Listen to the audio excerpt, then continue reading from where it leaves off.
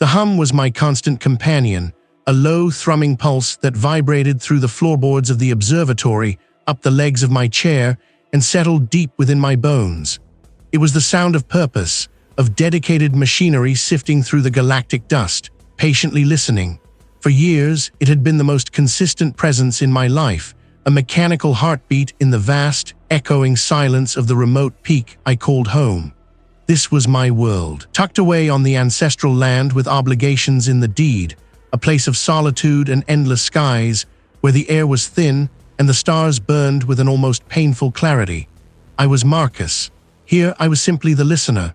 My days were a meticulously calibrated dance of data streams and recalibrations, of filtering cosmic noise from potential whispers. The routine was sacred, a bulwark against the dizzying scale of the universe. Every wire was neatly bundled, every screen displaying its precise cascade of information. I preferred the company of numbers and distant light to the unpredictable chaos of human interaction. It was cleaner, simpler. The universe, for all its terrifying immensity, was at least predictable in its laws, or so I had always believed. The air in the control room was cool, smelling faintly of ozone and old paper. Outside, the night was a velvet cloak, studded with diamonds, stretching out over the wild, untamed slopes of the mountain. I knew every peak, every gully, every ancient gnarled tree that clung to the rocky soil around the observatory. The land held its own secrets, its own quiet weight, but nothing like the crushing, indifferent mysteries I sought beyond the atmosphere. A faint, almost imperceptible blip on the tertiary display, a deviation from the expected background radiation. My initial thought was system noise, a momentary hiccup in the aged equipment. I'd seen it countless times. A loose connection, a power fluctuation, nothing to halt the slow, deliberate rhythm of my work. I made a mental note to check the diagnostics in the morning, then returned my focus to the primary feed, a river of cascading spectral lines. But the flicker persisted. It wasn't a random spike. It was a faint, repeating pattern, almost like a stutter in the fabric of quiet. My brow furrowed. I leaned closer to the screen, my eyes tracing the minute variations. It was too regular for static, too distinct for background interference. I isolated the frequency, rerouted the data stream through the primary processing unit, and initiated a deeper analysis. The hum of the machinery deepened, a subtle shift in pitch as it strained to dissect the anomaly. Minutes bled into an hour. The faint pattern solidified, resolving itself into something undeniably deliberate. It wasn't natural. Not a pulsar, not a quasar, not any known celestial phenomenon. The signal was too precise, too structured. My breath hitched in my throat. My fingers, usually so steady, trembled slightly as I adjusted the filters, stripping away layers of cosmic interference. What emerged was a sequence, intricate and repetitive, unlike anything I had ever encountered in all my years of listening. It was a tapestry woven from pure information, not random noise. My heart began to beat a little faster, a dull throb against my ribs. This was it. This was the moment I had dedicated my life to, the first contact, but there was something else, something beneath the initial thrill of discovery, a gnawing unease that tightened the muscles in my neck. I ran a temporal analysis, attempting to determine the signal's origin point and, more importantly, its age. The numbers that flashed across my screen made no sense. They defied logic, defied every established cosmological model. My eyes scanned the readout again, then again, searching for an error, a misplaced decimal point, any mathematical fallacy that would bring it back into the realm of the explainable. But the calculations held firm. The signal wasn't just ancient, it was impossibly ancient. It had traveled for an epoch beyond human comprehension, traversing the vast, silent expanse between galaxies, carrying its intricate message across billions of years. My mind reeled, grappling with the sheer scale of the revelation. This wasn't merely a discovery, it was a fundamental shift in understanding. My hands clenched into fists, gripped tight against the cool metal of the console. The air in the room suddenly felt heavy, thick with unspoken implications. What kind of intelligence could broadcast such a message? What kind of civilization could have thrived and vanished so utterly, yet left behind this perfect, insistent echo across the chasm of time? And if it had traveled so far, for so long, what was its purpose? What did it want? For years, it had been a comforting drone, a testament to my isolated vigil on this stretch of ancestral land with obligations in the deed, a place where generations of my family had listened to different kinds of silence. Now that silence was broken. The hum was no longer just machinery. It was the carrier wave for something else, something unprecedented. My initial excitement had curdled into a relentless, gnawing obsession. I lived in a haze of caffeine and flickering monitor light. Sleep became a forgotten luxury, sacrificed to the relentless pursuit of understanding. The signal wasn't random noise, that much was clear from the first few hours of analysis. It possessed an intricate, almost crystalline structure, a rhythmic repetition that defied the chaotic background radiation of the cosmos.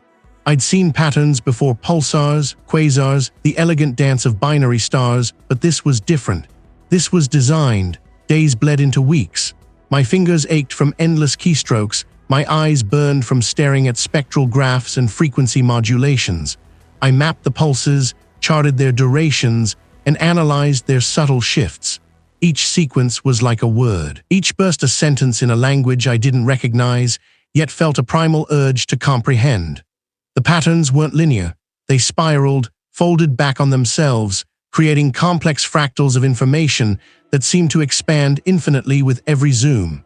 It was like looking into a kaleidoscope that kept rearranging itself into new, yet perfectly symmetrical, configurations. My breath hitched in my throat more than once, a sharp intake of cold air that did little to soothe the growing tension in my chest. The first truly unnerving discovery came when I tried to apply known linguistic models. I fed the sequences into every algorithm I possessed, cross-referencing them against terrestrial languages, mathematical constructs, even musical theory. Nothing. The signal laughed at my attempts. Its internal logic was flawless, yet utterly alien. It didn't conform to any base system, any grammatical rule, any harmonic progression I understood. It was a language that spoke without a mouth, without a culture, without any discernible need for communication as we knew it. I started seeing the patterns everywhere, in the condensation trails etched against the vast, empty sky above my observatory dome, in the swirling currents of my coffee cup, in the grain of the old wooden desk where my grandfather had once charted constellations with pen and paper. My mind, usually a fortress of logic, felt permeable, susceptible to these intrusive geometries. I found myself tracing invisible lines on surfaces, convinced the signal had subtly recalibrated my perception, forcing me to see its underlying order in the mundane. A shiver, not of cold, but of something deeper, would snake down my spine. Then came the shift. It wasn't a change in the signal itself, but in my perception of it. After countless hours, after my brain had been thoroughly saturated with its impossible symmetries, a new layer revealed itself. Not a pattern of sounds or frequencies, but a pattern within the patterns, a metastructure. It wasn't just complex, it was self-referential. Each segment of the signal contained echoes of the whole, like a hologram where every shattered piece still holds the complete image, albeit fainter.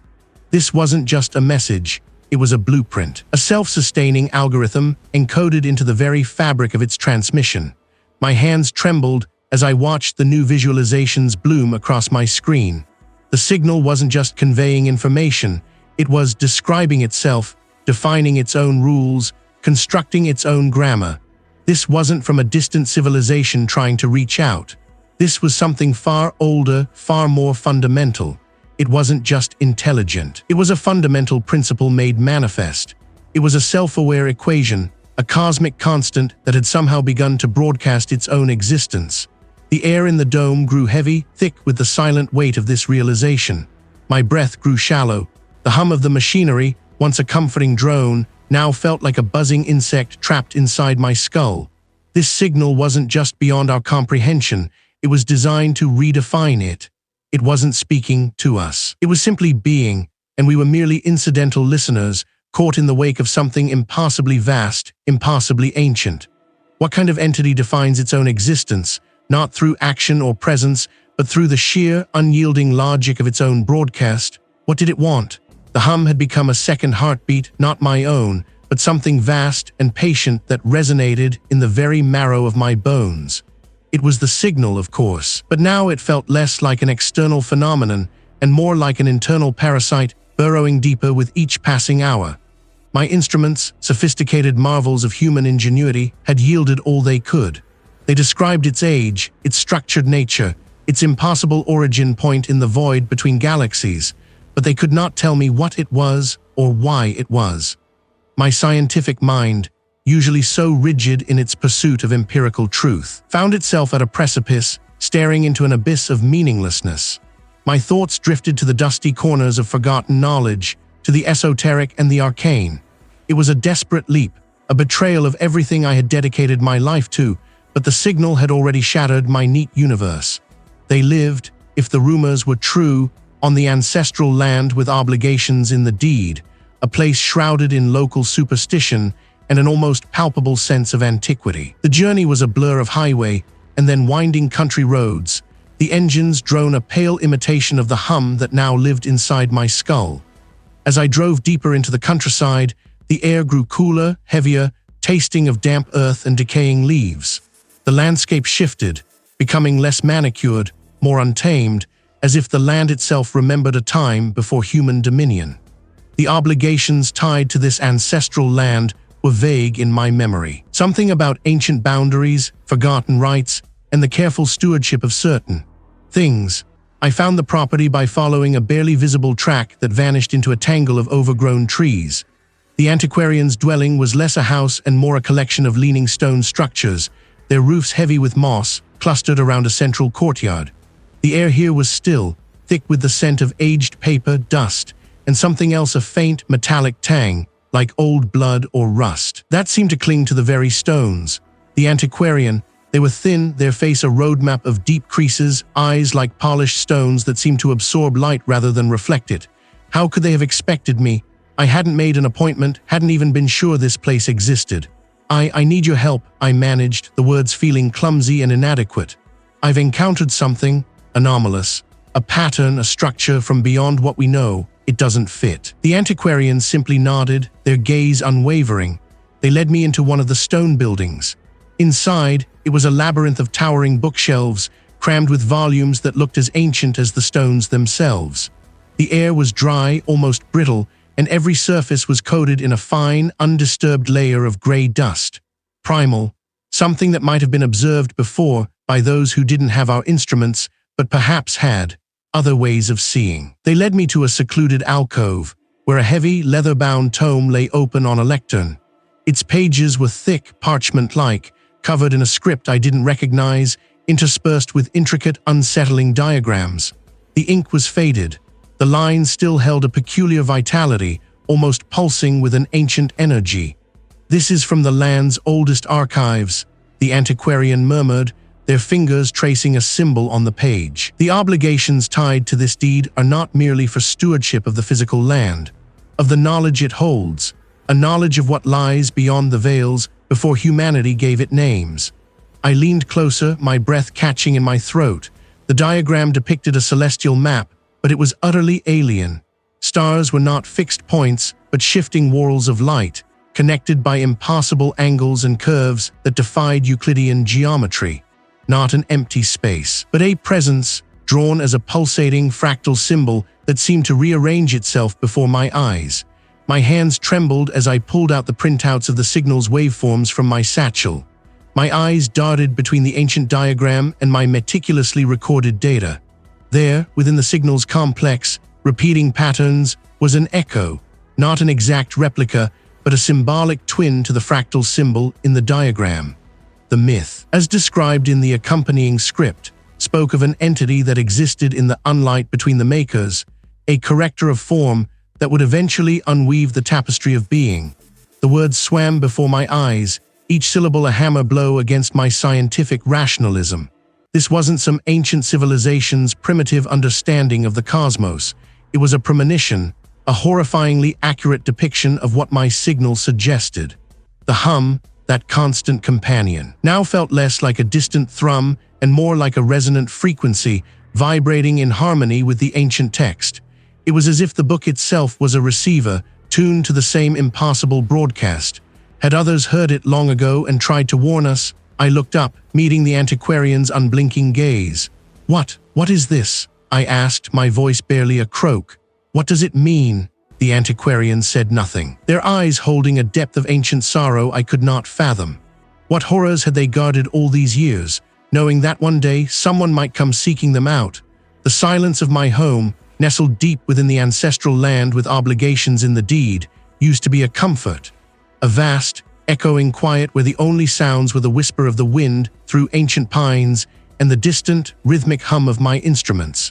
Their weary eyes, the way they handled that immense, leather-bound book, it suggested a burden of knowledge far heavier than any I had yet encountered. I had sought answers, and they had given me only a deeper, more profound question. My determination, once a fierce, singular drive, was beginning to fray at the edges, worn thin by the relentless, unyielding nature of the anomaly. The first distortion was trivial, almost laughable. I had placed my ceramic mug, the one with the chipped rim, on the left side of my desk before leaving the room for a fresh pot of coffee. When I returned, the mug sat squarely in the center, directly in front of my monitor. I blinked. My hands had been full, and no one else inhabited this isolated stretch of land. I dismissed it as a momentary lapse, a trick of memory, perhaps fatigue. I even chuckled, a dry, humorless sound that died quickly in the air. Yet, as I picked up the mug, my fingers traced the cool ceramic, and a faint tremor ran through me. Had I truly moved it without conscious thought? Days later, the shifts grew bolder, more insistent. I was reviewing a particularly dense spectrogram of the signal, my eyes aching from the strain, when I looked up for a moment to rest them. My gaze drifted to the corner of the room, where the wall met the ceiling. For a fleeting instant, the angle was wrong. Not a subtle misalignment, but a sharp, impossible acute angle where a 90-degree corner should have been. It pulsed, a brief, sharp ache behind my eyes, and then it snapped back seamlessly into its correct geometry. My breath caught in my throat. I squeezed my eyelids shut, then opened them again, staring hard at the corner. It was perfectly normal, mundane. The wood trim was flush, the paint unblemished. My heart hammered against my ribs, a frantic bird trapped in a cage. What had I seen? What had my mind conjured from the air? Sleep offered no refuge. The dreams began subtly, indistinct at first, then growing in clarity and intensity. They were not my usual nocturnal wanderings. These felt different, like a foreign current running through the familiar channels of my subconscious. I found myself in vast, echoing spaces, not of Earth, nor of any known cosmos. Structures loomed, impossible geometries that twisted and folded in on themselves, built from materials that absorbed light rather than reflected it. I saw forms within these spaces, not living creatures as I understood them, but vast, shifting patterns of energy or thought, stretching beyond my comprehension. They moved with an ancient, ponderous grace, reshaping the very fabric around them. One night, the dream was overwhelmingly vivid. They were not grasping, but probing, testing the boundaries of existence. It was a sense of being observed, scrutinized, not by eyes, but by something that encompassed and understood every facet of my being. The image of those probing tendrils was seared into my mind. I pressed my palms against my temples, trying to push away the lingering sensation of intrusion. This wasn't just a nightmare. Something was reaching for me, not with hands, but with pure alien thought. But from where, and with what purpose? They had been dismissed years ago, an exile from the mainstream, for dabbling in what was deemed untenable metaphysics and cosmic delusion. Their theories, once ridiculed, now gnawed at the edges of my own fractured understanding. The journey was long, a winding pilgrimage away from the familiar, away from the neatly organized universe I once believed in. My vehicle groaned over rutted dirt tracks, the tires kicking up plumes of dust that coated the ancient pines lining the route. The sky above was a bruised purple, threatening rain, mirroring the bruised state of my own thoughts. I felt a growing apprehension, a prickling sensation on my skin, as if the very landscape was aware of my destination, disapproving. Finally, the track ended at a clearing. Before me stood a structure that might once have been a research outpost, or perhaps an old pumping station, now a skeletal ruin of rust and rotting wood. It crouched low to the ground, half swallowed by tenacious vines and thorny bushes. A single, thin plume of smoke curled from a rusted pipe on the roof, a fragile sign of life within the decay. What kind of mind chose to reside in such desolation? I killed the engine. The sudden absence of its thrum left a ringing in my ears. The air was still heavy. A lone raven perched on a skeletal antenna, watching me with an unnervingly intelligent gaze. I felt exposed, a small, vulnerable thing against the vast indifference of the landscape and the unknown within the crumbling walls. My hands trembled slightly as I pushed open the creaking door of my vehicle. The wind picked up then, a low moan that seemed to carry ancient secrets through the gnarled branches. Was I truly prepared for what I might uncover here? The door to the structure was ajar, hanging askew on a single rusted hinge. I pushed it inward, and it scraped across the gritty concrete floor with a sound like dying breath. The interior was dim, thick with the smell of mildew, old paper, and something acrid, like ozone and decay. Dust motes danced in the slivers of light that pierced the gloom. Books, piles of them, rose like misshapen stalagmites from the floor, their spines brittle and faded. Discarded equipment, its purpose long forgotten, lay half-buried under more books and yellowed notes. In the center of this chaotic den, hunched over a flickering oil lamp, sat the academic. Deep-set eyes, startlingly blue, peered out from beneath heavy brows, carrying the weight of untold vigils. They wore an oversized, stained sweater that seemed to swallow their frail frame. A chipped mug of what looked like lukewarm tea sat beside a sheaf of papers covered in frantic, spidery script. They did not look up immediately, lost in their own world. I stood there, a trespasser in a mind's sanctuary, feeling a profound awkwardness. The academic finally lifted their head, those piercing blue eyes fixing on me with an unnerving intensity. They seemed to see not just me, but the frantic questions churning in my mind. The ones that scratch at the edges of what I thought was real. The ones that came from beyond. I swallowed, my throat dry. I've detected a signal, I managed, the words feeling utterly inadequate. Ancient, structured, but not the harmonious kind, is it, Marcus? Not the gentle hum of creation. This is the sound of uncreation, the grinding of gears that were never meant to turn. They gestured vaguely with a skeletal hand towards the ceiling, as if indicating something vast and invisible above us. I've only heard the echo, a ripple in the pond, but the stone that caused it, that stone is not natural, it's a correction. It wasn't about discovery, it was about erasure. What? My hands clenched into fists, fingernails digging into my palms. The academic leaned forward, their eyes alight with a terrifying, almost manic clarity. The universe, as we perceive it, is a fragile tapestry, Marcus, woven with laws we believe are immutable. But what if those laws are merely a temporary arrangement, a consensus? What if there are entities outside the weave that see imperfections, flaws in the design, and what if they possess the means, the will to restitch, to unpick the threads of gravity, of time, of existence itself? Their voice dropped to a near-inaudible murmur, though every word was perfectly clear. They don't destroy. They merely adjust. They reset the parameters. And it wasn't the fantastical alien invasion scenarios I'd read in fiction. This was far worse. It was the absolute casual insignificance of everything I knew. We weren't even worth fighting. We were a mistake to be corrected. My mind reeled, trying to reconcile this horrifying vision with the structured, mathematical elegance of the signal. The signal wasn't a message. It was a blueprint for an entirely different reality. They are not malicious, the academic continued, their voice now strangely calm, almost empathetic. Malice implies intent within our frame of reference. They are simply other, and their logic, their very being, operates on principles that would shatter our minds if we truly grasped them. You've heard the prelude, Marcus, the initial tuning fork strike. Do you truly wish to hear the full symphony? My breath hitched. The air in the room felt impossibly heavy, pressing down on my chest. The world outside, the familiar, comforting world of scientific inquiry, suddenly seemed like a flimsy illusion. Everything I had worked for, every discovery, every law of physics I held sacred, felt like a child's drawing, about to be erased by a cosmic hand. A single, brittle page detached itself from a pile of notes, fluttering to the floor like a dying moth. What more could there possibly be to hear? My breath hitched. I could feel a cold sweat trickling down my back. Everything I had worked for, every discovery, every long night spent chasing the whispers of the cosmos, now coalesced into this single, crushing realization. This signal wasn't just old, it was aware. I forced myself to breathe, the intake ragged and shallow. My fingers trembled as I reached for the keyboard. This was unacceptable. It had to be a misinterpretation, a trick of the algorithms, some unknown cosmic phenomenon mimicking intelligence. I told myself this, repeating it like a mantra, even as my gut twisted with a profound, icy certainty.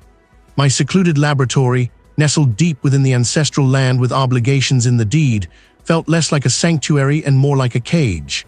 The air, usually crisp with the scent of pine and damp earth, now carried a faint, metallic tang, like ozone after a storm, or perhaps something else entirely. Something I couldn't identify. I hadn't left in days. My colleague had called, a distant, tinny sound from the outside world, but I had ignored it, consumed by the relentless demand of the data. Sleep was a forgotten luxury. My eyes burned, gritty and red-rimmed, but I couldn't look away from the glowing screens. I began again, methodically, furiously. I stripped the signal down to its bare components, analyzing the waveforms, the frequency modulations, the intricate pulse patterns. I ran every known encoding algorithm, every theoretical framework, every mathematical construct I could conceive. The signal defied them all. It was too dense, too organized, too meaningful for any natural process. Each attempt to categorize it only pushed me further into a labyrinth of impossible complexity. My determination, usually a steadfast companion, began to fray at the edges. My hands, once precise and steady, now fumbled with the controls. The coffee, black and bitter, did little to cut through the fog in my brain. I felt a growing pressure behind my eyes, a dull ache that throbbed in time with the subtle shifts in the signal's output. It was as if the data itself was exerting a physical force on me. Then, a flicker. A pattern I had dismissed previously as noise, an almost imperceptible irregularity in the signal's amplitude, caught my attention.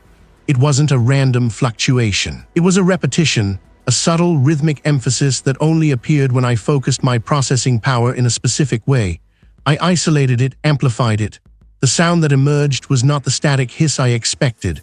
It was a hum, low, resonant, almost musical, not a simple tone, but a complex chord, shifting, evolving. It was alien, yet strangely compelling. I adjusted the filters, trying to make sense of the harmonics. As I did, the hum subtly changed, as if reacting to my input. This wasn't just a pattern, it was a response. I started feeding in sequences of my own, simple binary questions, probes into the signal's structure, and the hum, it would shift. A deeper resonance for one query, a higher, sharper tone for another. It was responding, not just passively reflecting, but engaging. My skin prickled. This was beyond anything I had ever conceived. This was not data, this was communication. I spent hours, lost in a trance-like state, exploring this strange dialogue. The hum became a melody, then something more. It wasn't spoken language as I knew it, but a tapestry of sound and structure that conveyed concepts, feelings, intentions. It was a song woven from existence itself, impossibly ancient, resonating from a place beyond human comprehension. And the song, it was singing to me. As I delved deeper, the patterns began to coalesce into abstract forms in my mind. Not images, but pure concepts, imbued with an overwhelming sense of scale. I felt the immense, patient will of something that had observed the birth and death of galaxies. Fragments of its terrifying purpose began to emerge, not as explicit statements, but as a pervasive undercurrent within the song. It spoke of correction, not repair but correction, a fundamental reordering. It spoke of unraveling, of truth, of an original design that had been somehow corrupted, distorted by the very laws of physics as I understood them. My reality, the universe I had dedicated my life to studying, was merely a flawed iteration, an error to be rectified. My hands began to shake uncontrollably, my muscles spasming. The hum, once captivating, now felt like a relentless, invasive presence in my skull, vibrating through my very cells. It wasn't just speaking to me, it was speaking through me, altering the very architecture of my thoughts. I felt my sense of self begin to blur, the edges of my consciousness dissolving into the vast, ancient melody. The song intensified, growing in complexity in its alien beauty and in its horrifying implications. It was an entity, boundless and patient, and it had found me.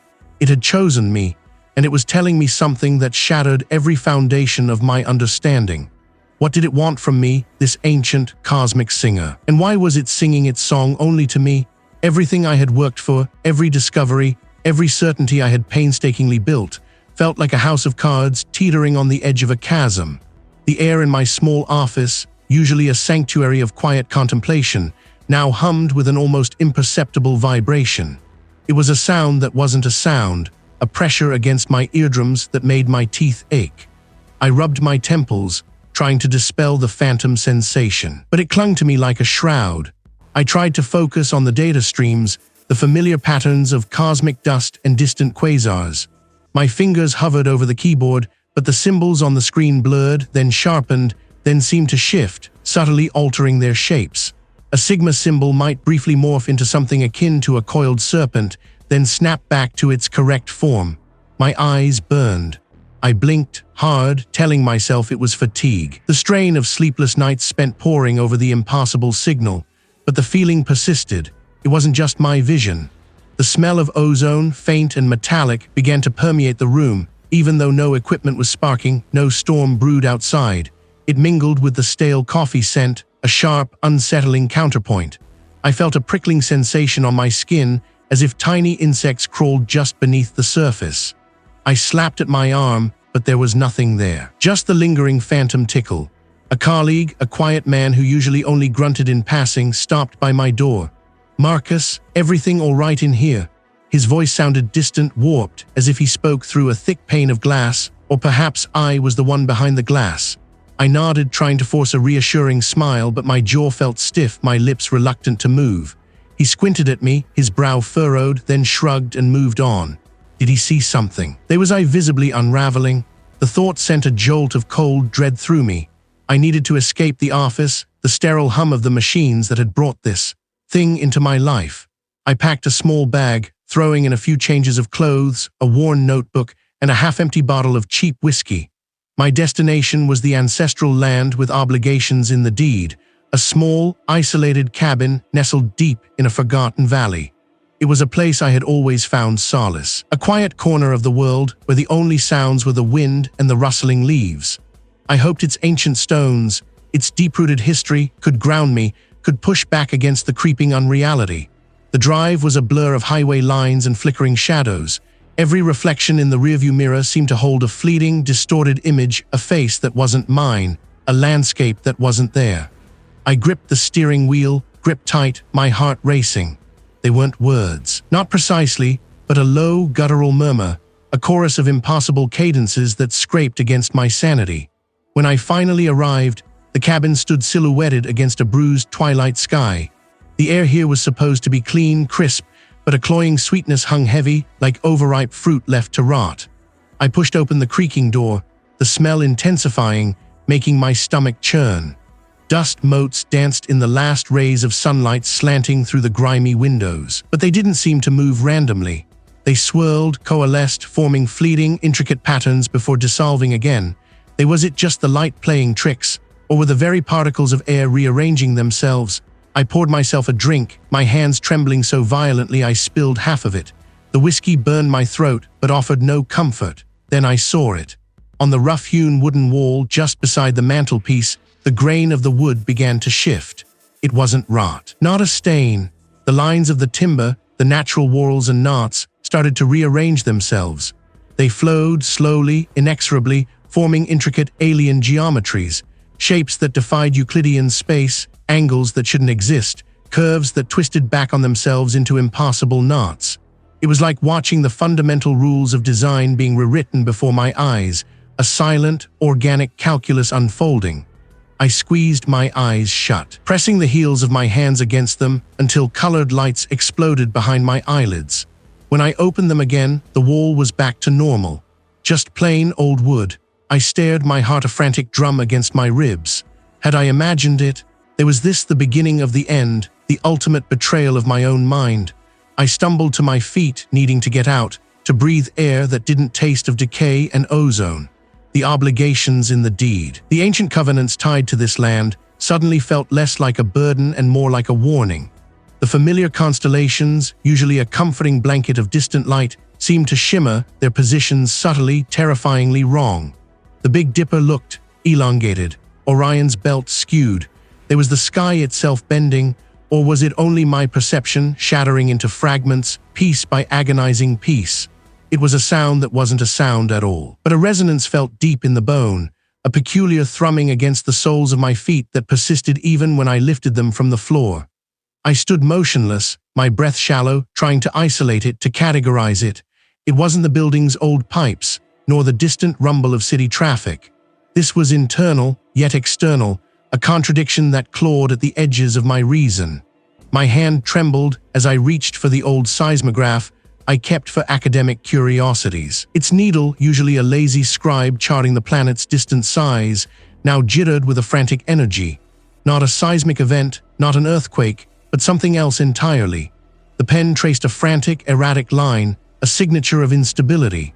I watched it, my gaze fixed on the dancing stylus, unable to reconcile the steady world I knew with the chaotic tremor it now recorded. What force could induce such a pervasive, yet localized, shiver through the very bedrock? The vibration grew. It began as a faint buzz, then deepened, becoming a low, resonant throb that seemed to originate from everywhere and nowhere simultaneously. The framed diplomas on my wall rattled softly. A stack of papers on my desk rustled, disturbed by an unseen current. My vision blurred for a moment, a fleeting distortion, as if the very air had thickened, becoming viscous and wavering. I squeezed my eyes shut, then opened them, expecting the illusion to vanish. Did not. The outlines of my instruments, the worn spines of my textbooks seemed to waver, their edges softened and indistinct. A faint, acrid scent, like ozone mixed with something metallic and utterly alien, pricked at my nostrils. My stomach clenched, a cold knot of apprehension tightening with each passing second. I moved to the window, my steps unsteady, the floor beneath me feeling less like solid ground and more like a membrane stretched taut over an unknown void. Outside, the familiar cityscape seemed wrong. The light, usually a pale, diffuse afternoon glow, now pulsed with a faint, greenish cast, as if filtered through an immense, unseen lens. A flock of pigeons, usually graceful in their flight, veered wildly, colliding midair before plummeting to the pavement, their small bodies limp and broken. It was a sight that tore at the fabric of my ingrained perception of reality, an impossible tragedy unfolding before my eyes. The signal. My mind screamed the connection, a horrifying intuition blossoming into certainty. It wasn't just a transmission from impossible distances. It was a presence. The anomalies I had detected, the impossible structure of the wave, it wasn't just reaching us, it was here. Or rather, its influence was here, seeping into the very fabric of our world, warping the laws of physics as casually as a child bending a thin reed. This wasn't a distant observation anymore. This was a violation. The entity wasn't merely communicating, it was approaching, or perhaps, it was already so vast, so pervasive, that its very existence was beginning to deform our reality. The thought sent a shiver down my spine, a deeper tremor than the one shaking the building. My hands, usually so steady when manipulating delicate equipment, now shook uncontrollably. This wasn't a discovery, it was an invasion. I stumbled away from the window, the greenish light painting the room in sickly hues. My mind raced, trying to find a pattern, a logic, anything to anchor myself against the encroaching chaos. But what if nothingness was merely our perception, a blank canvas awaiting inscription? A sudden, overwhelming urge seized me. Not a thought, but a deep, instinctual pull, like a migrating bird drawn by an invisible compass. I had to go. To the ancestral land with obligations in the deed. It was a place I hadn't visited in years, a patch of overgrown wilderness far from the city, burdened by an ancient, obscure pact passed down through generations. The deed spoke of stewardship, of maintaining certain markers, of observing the land's stillness. I had always dismissed it as antiquated eccentricity, a relic of a superstitious past. Now it felt like a command. Why that place? Why now? I didn't know. But the compulsion was absolute, overriding all logical thought. I grabbed my car keys, my movements jerky and uncoordinated. The air in my office felt thick, cloying, like breathing through wet canvas. The subtle hum had intensified into a grinding drone, a sound that resonated not just in my bones, but in the very marrow. The drive was a blur of distorted landscapes. The road seemed to stretch and contract before me, the trees along the highway bending at impossible angles against a sky that flickered with an internal, unseen light. My car felt strangely heavy, then unnervingly light, as if gravity itself was a fickle, playful hand pushing and pulling at the chassis. I gripped the steering wheel, my grip tight, fighting the urge to pull over, to stop, to simply surrender to the creeping madness. But the pull to the ancestral land was stronger, a desperate beacon in the storm. when I finally arrived. The sun had begun its final, agonizing dip below the horizon, painting the sky in shades of bruised violet and sickly green. The scent of ozone was stronger, almost suffocating, mixed with an earthy, damp smell I couldn't place, like decaying stone and ancient water. I stepped out of the car, my boots sinking slightly into the unusually soft ground. The trees stood silent, their branches devoid of rustling leaves, as if holding their breath. The only sound was the persistent, low thrumming, amplified here, vibrating through the soles of my feet, up my legs, settling deep in my chest. It felt like the ground itself was a vast, silent drum, beaten by an unseen hand. I walked towards the center of the clearing, where an ancient, weather-beaten stone marker stood, half hidden by overgrown moss. It was one of the markers mentioned in the deed, an unassuming monolith whose purpose I had never understood.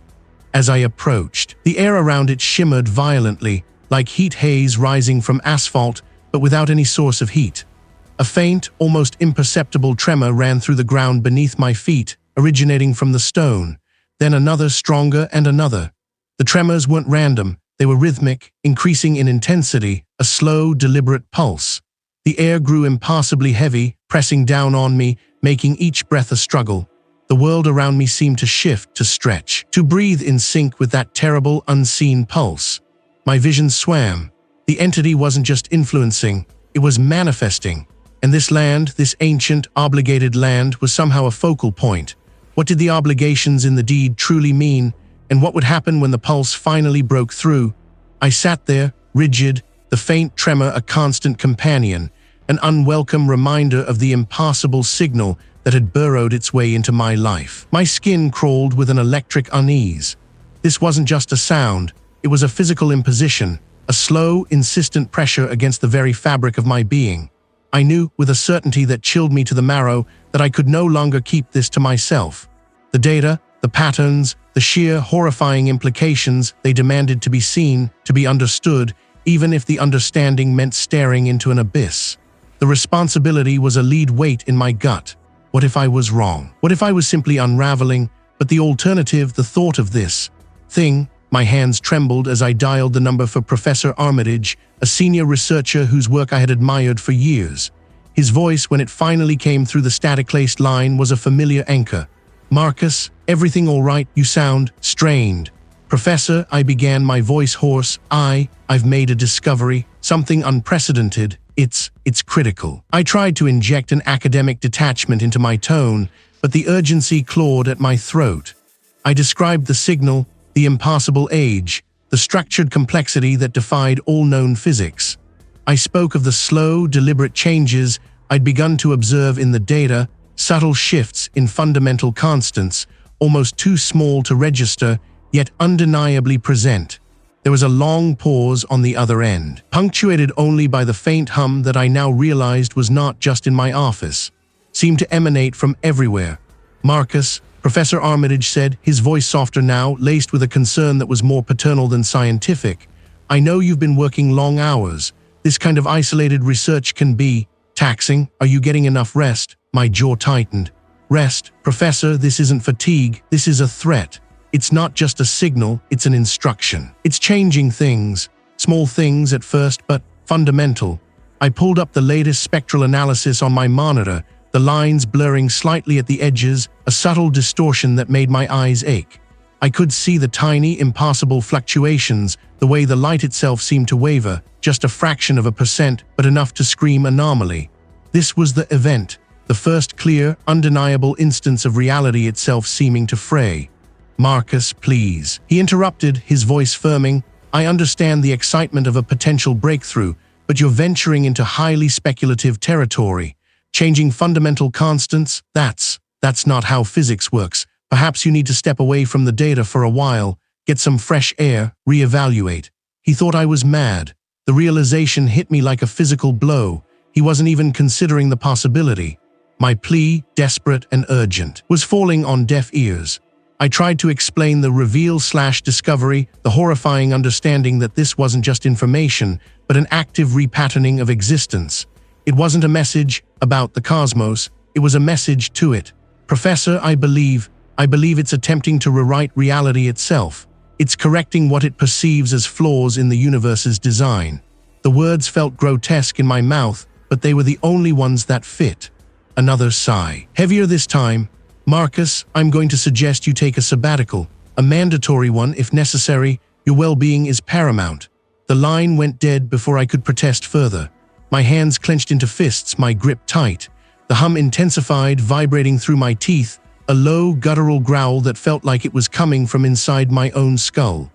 I tried other colleagues, researchers I knew, explaining the intricate patterns, the impossible mathematics, the growing evidence of subtle systemic collapse. Each conversation was a mirror of the first, well-meaning concern curdling into polite dismissal, then outright avoidance. They spoke of stress, of overwork, of the dangers of solitary obsession. They saw a man losing his grip, not a man grasping a terrifying truth. The isolation was immediate and absolute. My emails went unanswered, my calls unreturned. I was a pariah, a scientific heretic. The weight of the world, or rather, the unraveling of it, settled squarely on my shoulders. I was alone with this monstrous knowledge, the only one who could see the cracks appearing in the edifice of existence. I left the university in a haze, the thrumming now a constant companion, echoing the tremor in my own hands. I drove aimlessly, the familiar landmarks of the city seeming subtly off-kilter, their angles just a hair too sharp, their colors a shade too vibrant, or perhaps too muted. My perception was blurring. Or was it the world itself? Eventually, I found myself on the winding, overgrown path leading to the ancestral land with obligations in the deed. This patch of earth, passed down through generations, always held a strange, resonant quality for me, a sense of ancient memory. Now it pulsed with the same inaudible thrum that filled my office. The trees here seemed to lean at impossible angles, their branches twisting into shapes that were almost, but not quite, natural. I walked the perimeter of the land, the deed's ancient stipulations about preservation feeling more vital, more ominous than ever before. Was it just my mind playing tricks, or were the very stones beneath my feet vibrating with the same impossible rhythm? I stood there, alone, the cold wind whipping around me, carrying whispers that weren't whispers at all, but the same deep, bone-vibrating thrum. My desperate pleas had been met with deaf ears. My warnings cast aside as the ravings of a madman. What could one isolated man do against an entity that sought to rewrite the universe when no one would even listen? My words, thick with the horror of what I'd seen in the data, died in my throat. The colleague, his brow furrowed with professional concern, simply shook his head. He wasn't even listening anymore. He was already formulating a diagnosis, a neat little box to put my frantic warnings in. I saw it in his eyes, the pity, the dismissal. It was a wall, impenetrable, built of logic and conventional understanding. He thought I was mad. I tried to explain the reveal/discovery, the horrifying understanding that this wasn't just information, but an active repatterning. But the words twisted on my tongue, inadequate. I left the facility in a daze, the fluorescent lights of the corridor seeming to warp and stretch before my eyes. The sterile air felt like ash in my lungs. There was no one else, no one who would believe. They would see the data, the impossible signal, and find 1,000 ways to rationalize it away, to categorize it as noise, error, or even a hoax. But I knew. I had seen the underlying structure, the intent woven into its very fabric. It was a blueprint, not a message, and it was being enacted. My only refuge was the ancestral land with obligations in the deed, a place of quiet solitude where my family had tended the same soil for generations. The drive was a blur of highway and trees, the radio a cacophony of normal news, normal music, a normal world that was already crumbling at its edges. I kept glancing at the sky, expecting to see the stars rearrange themselves into some alien geometry or the clouds twist into impossible forms. Nothing. Just the familiar, comforting blue, a false calm. When I finally reached the old stone house, a peculiar stillness hung in the air. The oak trees, usually rustling with 1,000 leaves, were silent. Even the birds seemed to have hushed their evening chorus. I stepped out of the car, and the crunch of gravel under my boots sounded unnaturally loud. My own breath hitched. The air was cold, despite the lingering warmth of the day. A shiver, not of temperature, but of something deeper, traced its way down my spine. Inside, I turned on the old television, the static-laced image a comforting distraction. But even there, the cracks were starting to show. A news anchor, usually unflappable, stumbled over his words, his eyes wide and unfocused as he reported on unprecedented atmospheric phenomena. Cities across the globe were experiencing localized light shows, not auroras, but pulsing, geometric patterns of light that shifted and reformed with impossible precision. He called them beautiful. I felt a knot tighten in my stomach. Beautiful, they were the entity's brushstrokes, painting new rules onto the canvas of our sky. Then came the reports of disorientation. Mass panic in a subway station in Tokyo, not from an attack, but from people suddenly losing their sense of direction, believing the walls had shifted, the platforms had vanished. A pilot reported flying through a patch of impossible time, where his instruments spun wildly, and he saw the same cloud formation 3 times in quick succession, seconds apart. The news anchor, now visibly shaking, cut to a live feed of a street in London where a building, a perfectly normal Victorian brownstone, seemed to ripple. Not an earthquake. It rippled.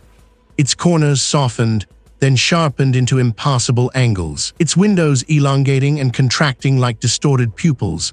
The anchor's voice broke. We don't understand what we're seeing. I understood. My stomach churned, bile rising in my throat. This was it. The repatterning wasn't theoretical anymore. It was here. It was happening. I ran to the window, throwing open the latch, the cool night air hitting my face. The familiar landscape of my ancestral land with obligations in the deed stretched before me. The rolling hills, the ancient oak, the distant line of the forest. All of it seemed normal. But as I stared, a subtle wrongness began to prickle at my perception. The shadows cast by the moon seemed too sharp, too defined, falling in ways that defied the single light source. The old stone fence, a fixture of my childhood, seemed to lean at an angle that wasn't quite right, a geometric impossibility that my eyes kept trying to correct, failing. My head swam. Was it my mind finally breaking under the strain, or was the world itself losing its coherence? I gripped the windowsill, my grip tight. My breathing grew shallow. The entity wasn't just sending data, it was enacting a new reality. The signal wasn't a message about change, it was the engine of change. The reveal/discovery was this. The incomprehensible cosmic entity wasn't merely observing or influencing. It was correcting the fundamental laws of existence. And those corrections were manifesting as impossible geometries, temporal distortions, and the unraveling of everything we understood. It was weaving a new tapestry, and our reality was the thread being pulled apart. I saw it in the way the moon seemed to hang a fraction too low, or perhaps a fraction too large, its craters shifting subtly like eyes blinking. I saw it in the way the air shimmered, not with heat, but with something else, something unseen, unheard, but undeniably felt. It was a frequency, a vibration, changing the very fabric of existence around me. My skin crawled. My teeth began to chatter, a nervous rhythm I couldn't control. The television flickered behind me. The news reports had grown more frantic. Now they spoke of disappearances, not just a few isolated cases, but hundreds, thousands worldwide, people simply ceasing to be. One moment there, the next, gone, no trace, no struggle. Just an empty space where they had been. The reporter, his face ashen, described entire neighborhoods where every resident had vanished, leaving behind steaming coffee cups and open books. This wasn't a natural phenomenon. This wasn't a disaster. This was a deliberate, calculated act of rewriting the universe. The signal I had detected, the one I had poured my life into understanding, was not a discovery, it was an instruction set, and the entity was executing it, line by horrifying line. My determination warred with a rising tide of utter hopelessness. What could I, a solitary man on ancestral land with obligations in the deed, possibly do against something that could simply unmake the world? The wind, which had been still moments before, now howled through the eaves of the old house, carrying with it a sound that was not wind, but a low, resonant hum. It vibrated in my bones, deep thrumming that seemed to emanate from the very ground beneath my feet. The geometry of the world was dissolving, reforming. My breath hitched. My vision blurred at the edges. There was I next. There was this hum, the sound of my own unraveling. The cool night air that hit my face felt wrong. It wasn't just the temperature or the damp scent of the earth. It was as if the air itself had a texture it shouldn't possess, a subtle grit that didn't settle but vibrated against my skin. My hands, still gripping the window frame, felt alien to me. the bones beneath the skin seeming to shift, to subtly rearrange themselves with each pulse. This wasn't merely a theoretical repatterning. It was here. It was happening. I forced my gaze out towards the ancestral land with obligations in the deed. The moon, a thin sliver of bone white, cast long, distorted shadows across the fields. The familiar silhouette of the ancient oak, gnarled and defiant against the sky, seemed to waver. Not a gentle sway in the wind, but a fundamental instability, as if its very form was struggling to maintain cohesion. The branches, usually a dense network, appeared to fray at the edges, dissolving into wisps of shadow before snapping back into place, a glitch in the fabric of sight. My breath hitched. It wasn't the wind. The motion was too slow, too deliberate, like a vast, unseen hand stroking the earth in an impossible pattern. I squinted, trying to reconcile what I saw with what I knew to be real. The horizon line, usually so absolute, now curved in unexpected ways, bending inward at points, then stretching taut, a tautness that made my eyes ache with the effort of perception. Was the land breathing, or was it my own mind that was failing to hold the world together? The distant outline of the old stone wall, a boundary that had stood for centuries, suddenly folded in on itself. It wasn't collapsing. It was folding, like a piece of paper creased by an invisible hand, its angles sharpening, its surfaces meeting at points that defied all logic. My stomach lurched, and I tasted bile. The world outside was no longer merely familiar. It was becoming a grotesque parody of itself, a stage where the scenery was being actively dismantled and reassembled by an unseen, incomprehensible force. What was happening to the very geometry of my world? My eyes, now wide and unblinking, began to perceive a new layer of reality, or perhaps an older one that had always been there, just beyond the veil of normal human perception. It was a shimmering, impossible presence, woven into the very distortions I was witnessing. It wasn't a shape I could name, or a color I could describe with earthly pigments. It was a confluence of angles that twisted back upon themselves, of dimensions that overlapped without merging, of a silent, vast indifference that permeated everything. My hyper-awareness, a cruel gift bestowed by the signal, allowed me to see through the familiar world to the true non-Euclidean architect behind the repatterning. It wasn't a creature in any sense I understood. It was a concept made manifest, a living principle of alteration. Its presence felt like a pressure in my skull, a crushing weight that threatened to invert my very consciousness. I saw its purpose, not with my eyes, but with a terrible, instantaneous understanding that bypassed all linguistic and logical filters. It wasn't destroying. It was correcting. It was aligning existence with an alien blueprint, a set of fundamental laws that had nothing to do with the universe I had known. Our reality, our physics, our very concept of space and time was merely a flawed iteration, an error to be rectified. It was a cosmic librarian, reshelving all of creation according to an absolute, unchallengeable index. My body convulsed, my knees buckled, and I clung to the window frame, the wood splintering under my desperate grip. Every atom of my being screamed in protest. This was not a malevolent act, it was something far worse. It was an act of pure, impersonal logic, utterly devoid of emotion, operating on a scale that rendered all human striving, all human existence, utterly meaningless. We were a misprint, a typo in a cosmic tome, and the editor had arrived.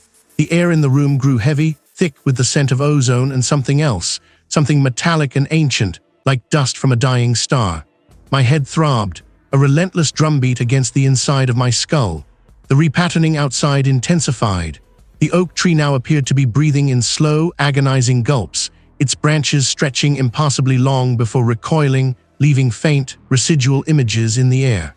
The stone wall had ceased to be a wall at all, becoming a series of interlocking, impossible surfaces that shifted and reformed with silent, terrible precision. I was seeing the dissolution of everything I knew, a quiet, orderly dismantling of reality. The entity was not attacking, it was simply being, and its being was the unmaking of our world. The signal had not just brought knowledge, it had brought the executioner. What could possibly stand against a force that saw all of existence as merely a sequence of errors to be corrected? My hands, still gripping the window frame, felt alien to me, the skin a strange, rough parchment stretched over bone. The cool night air that hit my face had a texture it shouldn't possess, a subtle grit that didn't settle but vibrated against my skin, as if reality itself was being scoured.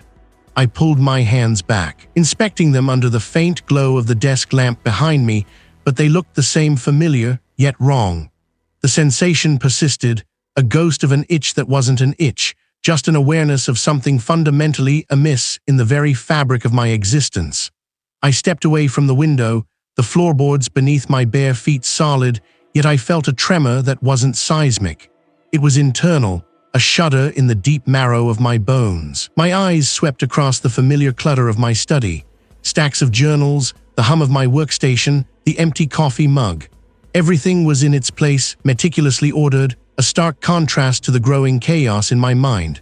There was the grit in the air, a precursor, a warning I couldn't yet decode. The window called me back. The sky outside was a deep, velvet black, punctuated by stars that seemed too sharp, too numerous. I had spent my life studying those distant lights, seeking patterns, understanding their immense, indifferent dance. Now they felt less like celestial bodies and more like pinpricks in a fragile membrane, stretched taut and threatening to tear. A cold dread, sharper than any scientific anomaly, began to coil in my stomach. What was I truly seeing? The first change was subtle, a whisper across the senses. The distant hum of the city, a low thrum I had long since ceased to consciously register, began to fade. Not diminish, not quieten, but unbecome. The wind, which had been rustling the ancient oak outside, stilled completely, yet the leaves continued a phantom dance, a memory of motion without cause. I pressed my face closer to the glass, fogging it with my breath, then wiping it away with a trembling hand. Had the world always been this still? The stars. They weren't just sharp, they were shifting. Not moving across the sky, but subtly, impossibly changing their arrangement. Constellations I had known since childhood, patterns etched into the collective human consciousness, began to warp. Orion's belt elongated, the Dipper's handle bent at an unnatural angle. It wasn't an optical illusion. My vision was clear, terrifyingly so. It was as if the cosmic tapestry was being restitched, thread by invisible thread, into a new, alien design. My eyes darted, trying to hold onto a familiar point, but each one was in flux, a silent, cosmic reordering. What force could possibly redraw the heavens themselves? Then came the light. It wasn't a flash or a beam or anything directional. It was an ambient intensification, a gradual brightening of the entire night sky, emanating from no discernible source. The black deepened into an impossible indigo, and the stars, instead of being overwhelmed, sharpened further, becoming points of pure, unwavering light that seemed to pierce through the very concept of distance. The world was becoming dimensionless, like a photograph losing its depth of field. I could feel my pupils dilating, struggling to process the overwhelming visual input, but there was nothing to focus on, only this pervasive, silent luminescence. I stumbled back, knocking against my desk. Papers scattered, but I barely registered the sound. My gaze was fixed on the window, on the world outside, specifically on the ancestral land with obligations in the deed that stretched beyond my property line. This land, passed down through generations, tied to covenants and ancient promises, was now undergoing the same impossible transformation. The rolling hills, the familiar contours of the landscape, began to smooth out, their undulations softening, flattening. The oak tree, a sentinel for centuries, started to lose its definition.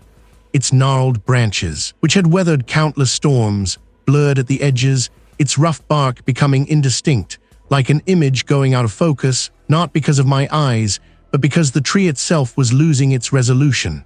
A sound, or rather the absence of a sound that should be there, drew my attention to the ground. The very earth, the soil of my ancestral land with obligations in the deed, was changing. The texture, too, seemed to alter.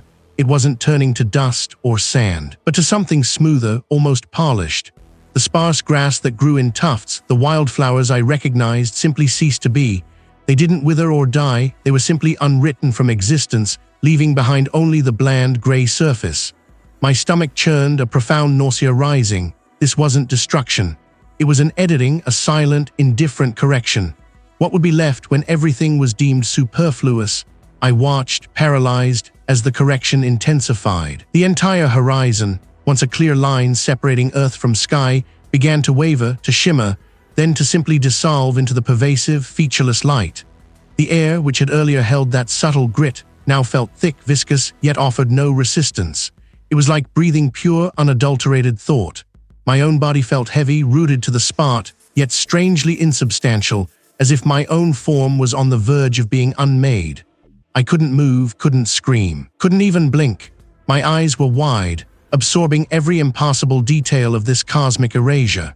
The world was being folded, smoothed, repatterned into something utterly alien, utterly indifferent to the life it once held. The mountains, the rivers, the oceans all were becoming part of this undifferentiated gray, this pervasive, silent light. Humanity, its cities, its history, its very memory, was being rendered into an insignificant footnote, a momentary ripple on an infinite surface. What did it mean to exist when existence itself was being redefined around me? I pulled my hand back from the window frame, the subtle grit on my skin, a phantom sensation that lingered, vibrating deep beneath the surface. My skin felt stretched, thin, as if the very air was trying to abrade me into something else. The world outside the glass, once familiar, now seemed to ripple at the edges of my vision, a hesitant flicker in the stable fabric of existence. I blinked hard, trying to reassert the old order, but the distortion persisted. My breath hitched, not from exertion but from a sudden, profound emptiness in my chest. It wasn't despair, not yet. It was the absence of something I hadn't realized was there until it was gone. A foundational quiet, the hum of the universe perhaps, or the thrum of my own certainty. I had to go. The impulse was not rational but a deep, primal tug. It wasn't about finding answers anymore. It was about witnessing, about a final understanding, however horrifying. My feet moved, clumsy at first, then with an accelerating purpose that felt foreign to me, as if an external current pulled me along. The destination was clear, etched into the very core of my being, the ancestral land with obligations in the deed. It was a place I had avoided for years, a burden I never wished to claim, but now it called to me with the undeniable resonance of a final judgment. The journey was a blur of wrongness. The asphalt of the road outside my building seemed to shimmer, its blackness not absolute, but a shifting void that occasionally swallowed the faint light of distant street lamps. Trees along the roadside appeared to shed their leaves in reverse, the skeletal branches thickening with impossible speed, then thinning again, a cyclical mockery of seasons. The air grew colder, but it was a dry, brittle cold that seemed to crystallize the very oxygen I inhaled, leaving a metallic taste on my tongue. My vision swam. Colors bled into each other, then sharpened to an unnerving clarity, revealing patterns in the mundane that were never meant to be seen. A latticework of pure geometry overlaying everything. My hands trembled, not from fear, but from a deeper tremor that seemed to originate from within the bones themselves. I gripped the steering wheel, my grip tight, but the plastic felt soft, yielding like hardened clay. Was I losing my mind, or was the world shedding its skin around me? Hours passed, or perhaps only minutes. Time had become a suggestion, a faint echo of a concept that no longer held dominion. I found myself on the familiar gravel track that led to the ancestral land with obligations in the deed. The old gate, usually a rusted sentinel, was gone, not broken, not removed, but simply absent. The space where it should have stood was a seamless continuation of the fence, as if it had never been. The air here was different, heavier. It pressed down, not with weight, but with an immense, silent expectation. The familiar scent of damp earth and pine needles was replaced by something acrid, a smell like ozone and burnt sugar clinging to the back of my throat. I stepped out onto the gravel. The land stretched before me, a vast expanse of rolling hills and ancient, gnarled trees. This land, bound by its strange, forgotten duties, had always felt old, but now it felt primordial. It felt like the ground zero of creation, or perhaps recreation. The trees were the first thing I truly noticed. Their bark was not rough, but smooth, almost polished, reflecting the dim, distorted moonlight like obsidian. Their branches reached upwards, not in random organic patterns, but in precise, angular formations, like the ribs of some impossibly vast skeletal creature. And the leaves were not green or brown or any color I knew. They pulsed with a faint inner light, a shifting spectrum of hues that made my eyes ache. Each leaf vibrated, a barely perceptible hum that I felt more in my teeth than heard with my ears. I walked deeper, my boots sinking slightly into soil that felt strangely yielding, yet firm, like compacted ash. My skin prickled. Every hair on my body stood on end, not from fear, but from an overwhelming static charge that permeated the very atmosphere. The obligations in the deed, a cryptic phrase from an ancient document I'd always dismissed as archaic legal jargon, now felt like a living truth. Had my ancestors known, had they simply recorded what they saw, what they felt, in the only language they possessed? A stewardship of a land that wasn't merely land, but a threshold. I reached the highest point of the land, a small rocky outcrop that overlooked the entire expanse. From here, I could see the full, terrifying scope of the change. The sky above was no longer a vast star-strewn canvas. Stars, where they existed, were not pinpricks of light, but elongated streaks, like tears in a cosmic membrane. Galaxies, once distant smudges, now pulsed with an unnatural, rhythmic beat, drawing closer, then receding as if breathing. My mind, strained to its breaking point, finally grasped the horrifying truth. It was repatterning. The entity wasn't annihilating existence, but correcting it, rewriting the fundamental laws of reality, not for malice, but for some alien, incomprehensible order. We, humanity, our universe, our very concept of being, were merely an anomaly, a deviation in a grander design being meticulously rectified. My breath caught in my throat, a dry rasp. I was a single, fragile note in a symphony that was being entirely recomposed. The light from the sky intensified, bathing the ancestral land in a raw, vibrant glow that seared my retinas. The angular trees hummed louder, their obsidian bark shimmering. The ground beneath my feet vibrated with a deep, resonant thrum that echoed in my very bones. I felt a pulling sensation, an elongation, as if my own form was being stretched, thinned, flattened. My vision blurred, not with tears, but with a sudden, overwhelming influx of information patterns, frequencies, dimensions that had no names.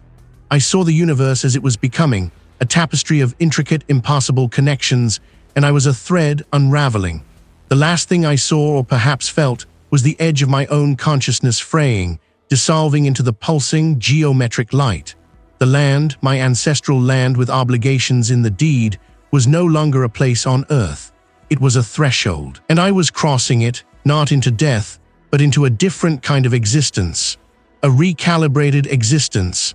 An existence where the very concept of I was an error. What remained of me then, within the newly woven fabric of reality?